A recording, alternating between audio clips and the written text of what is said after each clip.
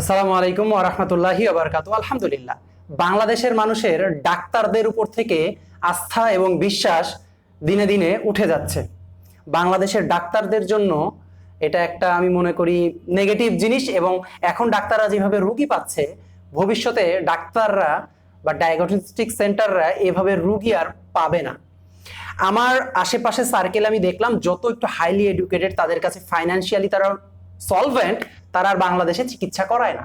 তারা কিছু হলে সিঙ্গাপুর, থাইল্যান্ড, অনেকে ইন্ডিয়া চলে যায় তারা চিকিৎসার জন্য। বলে বাংলাদেশের ডাক্তাররা ভুল চিকিৎসা করে, সময় দেয় না, অতিরিক্ত টেস্ট দেয়, জোর করে প্রয়োজন অপ্রয়োজনীয় টেস্ট দেয়, অতিরিক্ত ওষুধ দেয়, এই কাজগুলা করে, এবং এগুলার বেশিরভাগই সত্য। আমি বলছি না সবাই খারাপ, ডেফিনেটলি অনেক অনেক ভালো ডাক্তার আছে, কিন্তু সেগুলো আসলেই কম। আমরা দেশের মানুষরা যেহেতু খারাপ, আমরা অতিরিক্ত মুনাফা আর টেন্ডেন্সি করি, অতিরিক্ত আমাদের লোভ, এই জন্য এটা যেহেতু আমাদের বাংলাদেশের বেশিরভাগ মানুষের, ঠিক একইভাবে বেশিরভাগ ডাক্তাররাই লোভী, এবং তাদের এই টেন্ডেন্সি, মুনাফাখোর টেন্ডেন্সি তাদের মধ্যে বিদ্যমান। তো বাংলাদেশের ডাক্তারদের ভিতরে মানুষের আস্থা দিন দিন চলে যাচ্ছে। যারা একটু ভালো ফাইন্যান্সিয়ালি ফ্রি, তারা দেশের বাইরে এখন অলরেডি চিকিৎসা করায় আমার আশেপাশে। আমি জানি না আপনাদের আশেপাশে কি। এবং আমি কিছু মিডিল ক্লাস বা লোয়ার মিডিল ক্লাসের সাথে কথা বললাম এই বিষয়ে। তাদের বেশিরভাগের কথা হলো, আমার টাকা নাই দেখে আমি বাংলাদেশে চিকিৎসা করাচ্ছি, অল্প টাকা আছে, দেশের বাইরে যাওয়ার মতো ক্যাপাবিলিটি নাই, আমার যদি সামর্থ্য থাকতো আমি বাংলাদেশে চিকিৎসা করাইতাম না।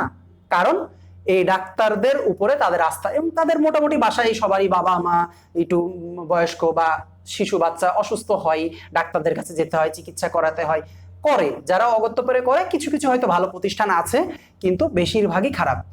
এটার পরিণতি কি হবে? এক সময় বাংলাদেশের ডাক্তাররা আর ওইভাবে রুগী পাবে না, যে রকম ভাবে এখন পাচ্ছে, এটা ধীরে ধীরে কমে যাবে। যারা একটু ফাইন্যান্সিয়ালি ফ্রি হবে তারাই চলে যাবে, যারা একটু ফাইন্যান্সিয়ালি ফ্রি হবে দেশের বাইরে চিকিৎসা করাবে, কারণ তারা সময় দেয় না। এবং একজন আমাকে বলছিল, মাহবুব আলম নামে একজন ভাই, উনি আমাকে বলছিল যে আমি ডাক্তারের কাছে 2018 টাকা দিয়ে ভিজিট দিয়ে গেলাম, উনি আমাকে 4-5টা টেস্ট দিল, 20,000 টাকার মতো টেস্ট দিল, উনি টেস্টও করাইলো। তো উনি আবার ওই রিপোর্টটা যখন দেখাইতে যাচ্ছে, তখন তার কাছে আবার টাকা নিয়ে আসছে। ওনার কথা হইলো, আমার বাবার যে প্রবলেমটা ছিল বা মায়ের যে প্রবলেমটা ছিল, তুমি তো ডিটেক্ট করতে পারো নাই, দ্যাটস ওয়াই তুমি টেস্ট দিয়েছো, এবং টেস্টের জন্য তুমি রিপোর্ট দেখছো, সেই রিপোর্টের জন্য তুমি এক্সট্রা টাকা নিচ্ছ। তুমি যে প্রথমে তাহলে যে 2,000 টাকা বা 1800 টাকা আমার কাছে নিলা, ওইটা তাহলে কিসের জন্য?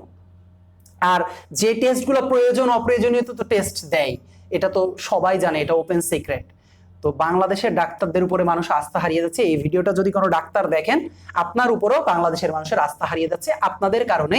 একসময় আপনারা রুগী পাবেন না, এটা আপনারা ধরে রাখেন। আসসালামু আলাইকুম ওয়া রাহমাতুল্লাহি ওয়া বারাকাতুহু।